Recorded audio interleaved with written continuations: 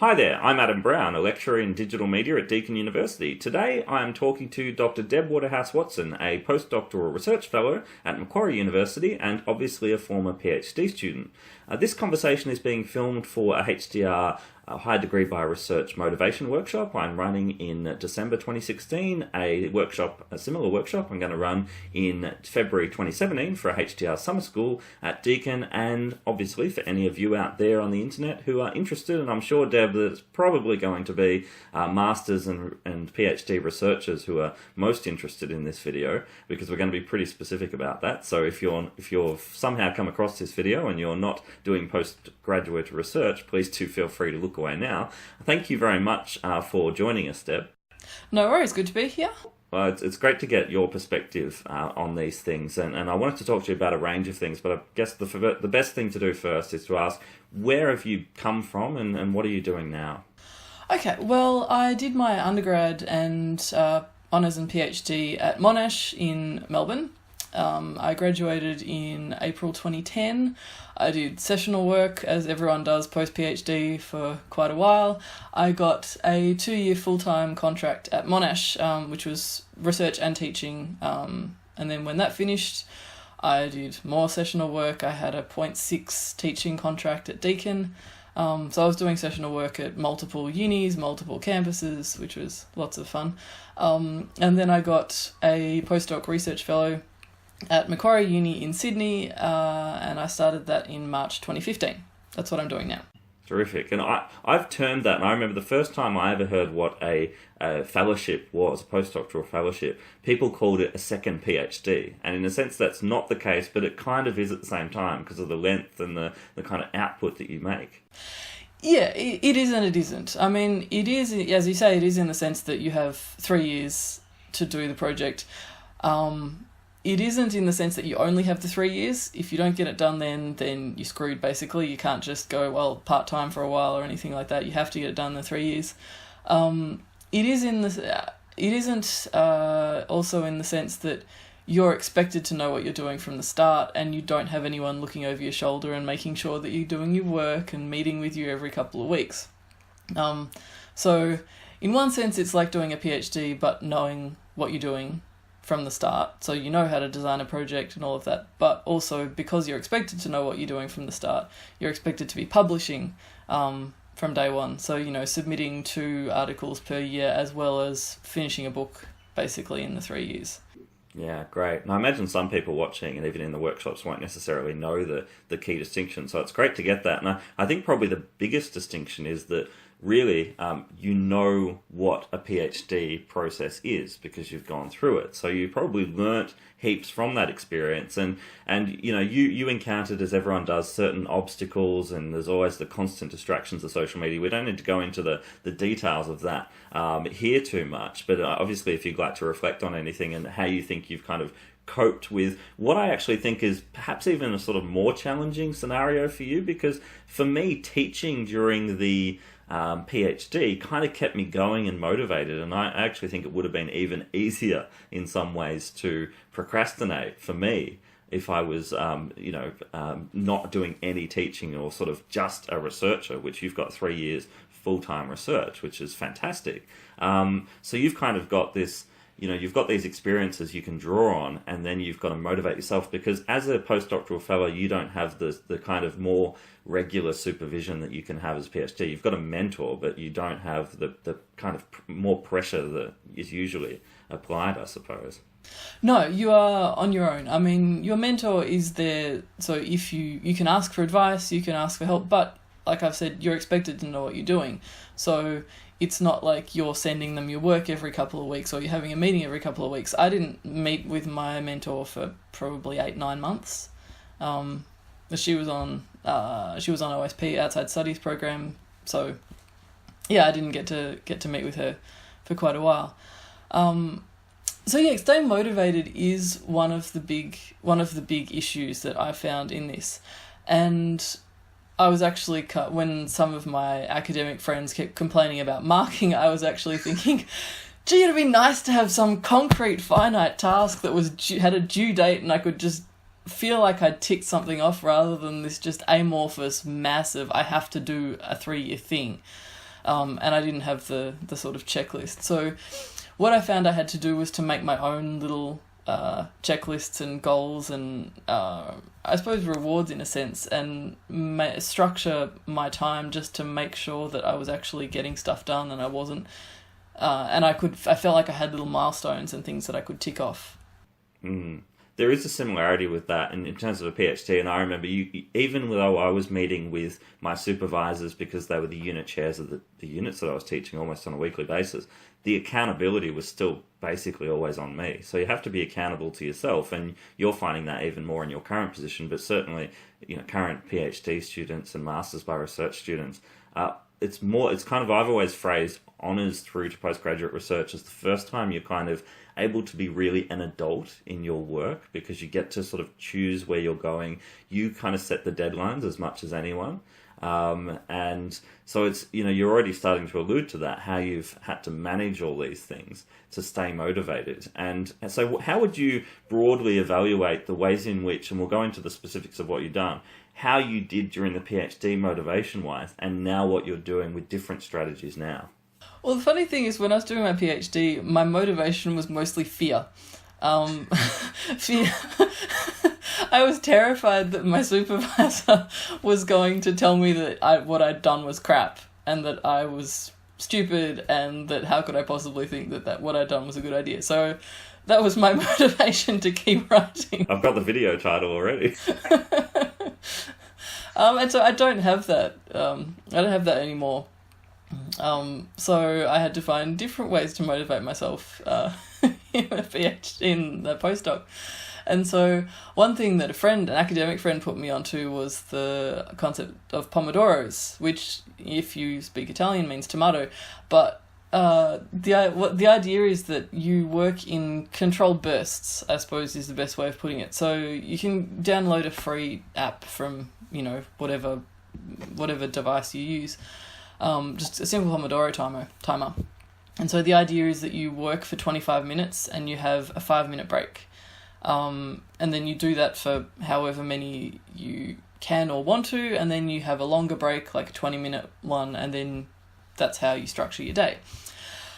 And so I find that really useful now in a number of ways, because so with the distractions in even email, it can be a distraction, as Adam would know.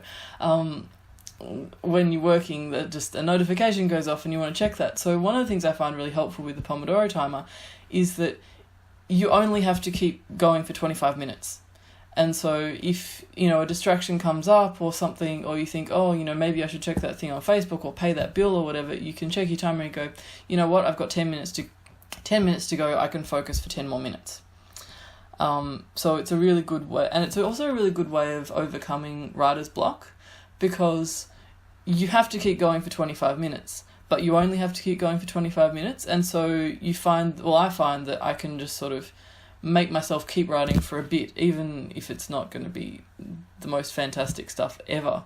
It's still something that I'm going to be able to work up into something that is publishable.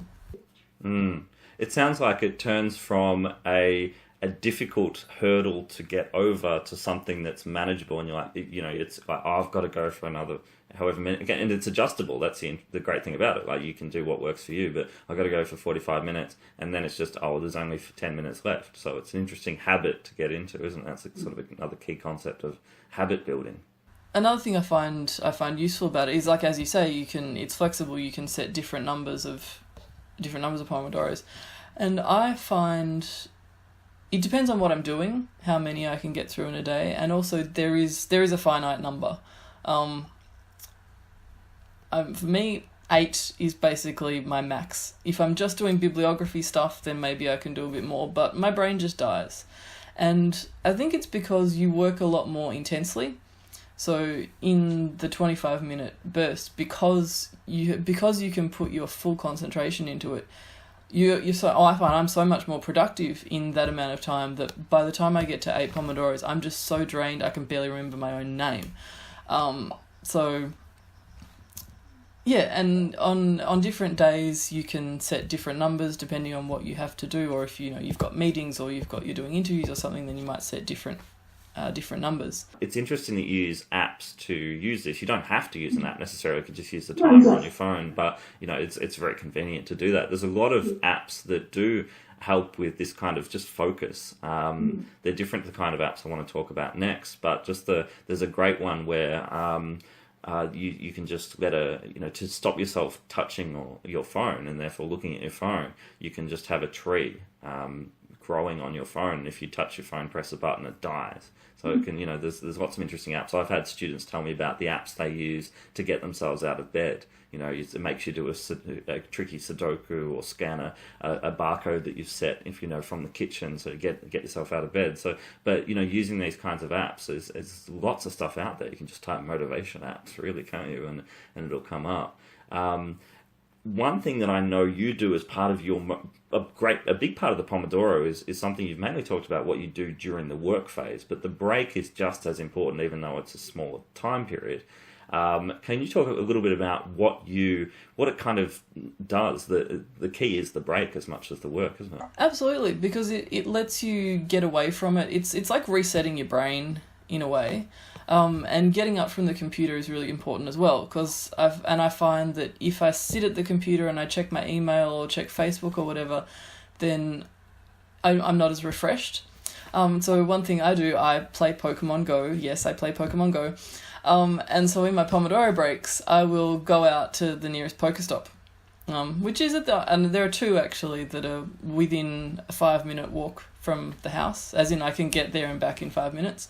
I ping the Pokestops, I catch a couple of Pokemon, and I come back and work again. And so I find, I've had a bit of fresh air. I've also, my posture, I'm not slouched in front of the computer all the time.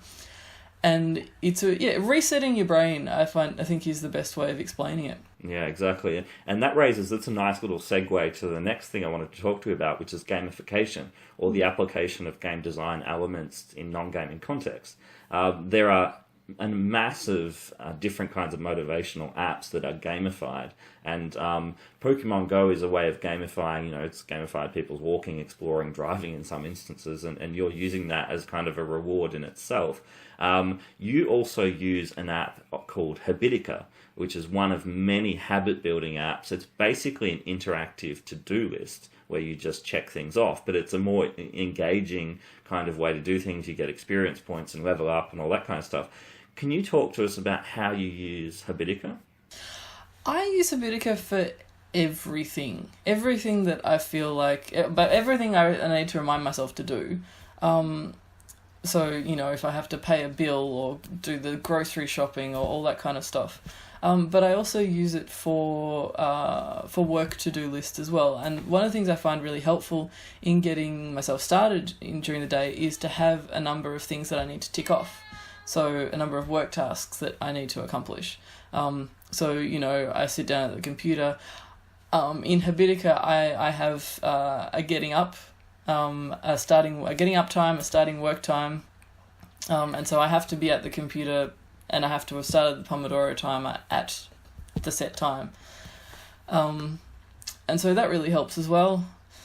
And so then when I sit down, then I've got I can get Habitica out, and I'm like, okay, I have to code that thing in Vivo. I have to email that person about that, to organise that interview. And that's another really useful way of getting work done. And then, of course, once you've done the task, then you tick it off, and you get, as you say, the experience. You get you find food to feed your pets and all of that kind of stuff. Yeah, it's kind of a fantasy role-playing aesthetic that it uses, retro gaming as well. So some people won't be, I guess, connect to that genre as much as others. And I use Habitica myself and gamify as you do pretty much, my everyday life, setting goals and not always achieving them. And that's kind of a great thing in gamified contexts. It's sort of you get rewarded for behavior, and you've got to challenge yourself. I think there's an integrity to it. You can it's like in a PhD, you can sort of always lie to yourself about, I did enough, and your goals can change and things. But it's not the whole solution for me, but it does sort of push you over the edge and get you to. It's just a reminder, or it just pushes you just that little bit more sometimes. And, people obviously need intrinsic forms of motivation as well. But strategically working out what extrinsic forms of motivation can work for you are really important. It's great. I think another really key form of extrinsic motivation, and it kind of comes back to the standard advice that any postgraduate research student gets, is stay connected. And that's both in terms of staying connected to supervisors, all the standard common sense stuff we don't have to reiterate here, but also online. There's a lot of potential because you're at the computer a lot and you've got to manage it so you're not constantly looking at social media, but actually having a presence there. And I'm promoting this a lot of actually communicating on Twitter with the PhD chat or, PhD hashtags. There's a lot of activity, and it's kind of as much a coping mechanism as a strategic form of networking and, an e-business card to have that kind of thing. If I can ask one more question, I suppose it would be, what advice would you give to a PhD or Masters by Research student now? It's been some years since you finished the PhD, but what would you have done differently if you could think back? Go back and talk to yourself then. I suppose the biggest thing that I would tell myself was to get off my ass earlier. Because I suppose everyone finds this to an extent, but when I came back to the stuff that I wrote in my first year, in my third year, I was horrified, and I realised that I wasted a lot of time, partly because I was scared of, failure, imposter syndrome. Don't worry, all academics have it. Professors have imposter syndrome and are afraid that everyone's going to figure out that they're actually total frauds. Women have it more than men, but most people do have it. I think another thing that I would do differently is that I would insist on having an associate supervisor, like a proper associate, because I didn't have one, and I didn't realise how beneficial that would have been. Because my research is very cross-disciplinary, and I only had one supervisor who was in English, and my research is it's more media than it is English, really. I would definitely tell myself to insist on my rights, on my supervision rights. I would introduce myself to Pomodoros. So just to make myself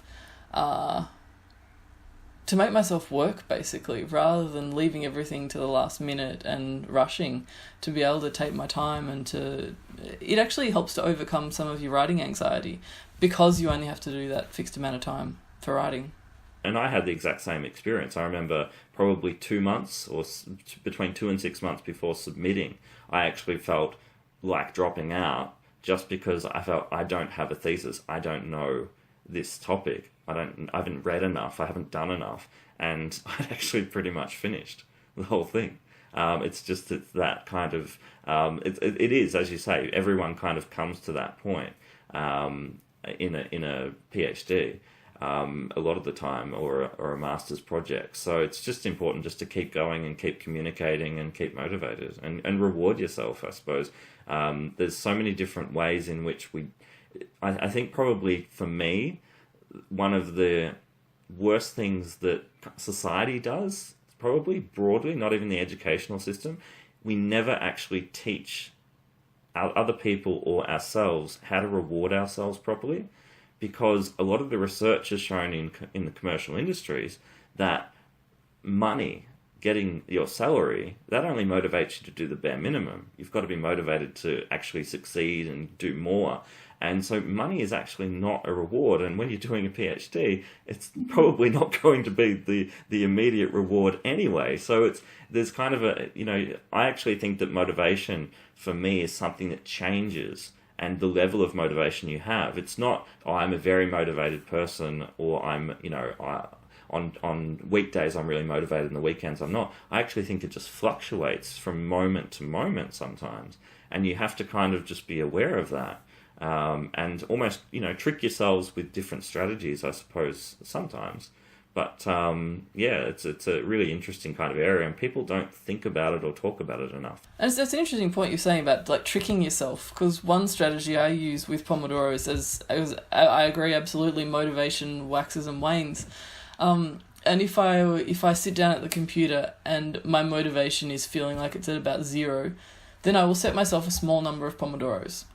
I'll be like, that's all I have to do. If I can get through 4, then that's okay. And I often find that once I get that setting a small number makes it easier to get started.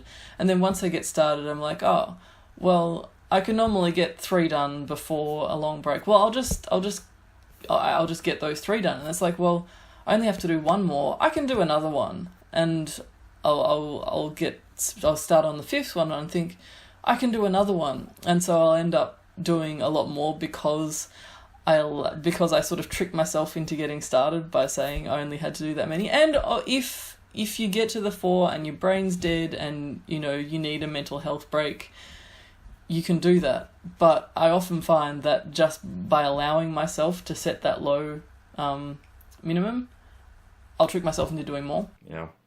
I tell myself just 30 minutes, just another 30 minutes and I'll give you an hour of Xbox, Adam. And it gets to 2 a.m. and I'm like, oh, well, at least I did the work, but I'm not going to play Xbox now. It's way too late. So yeah, it's pushing yourself and being self-conscious and aware of it's really important. So thank you so much for sharing your experiences with us. It's really great to get that perspective, and I'm sure lots of fruitful discussion and thinking will come out of it. No worries. Thanks for watching, everyone.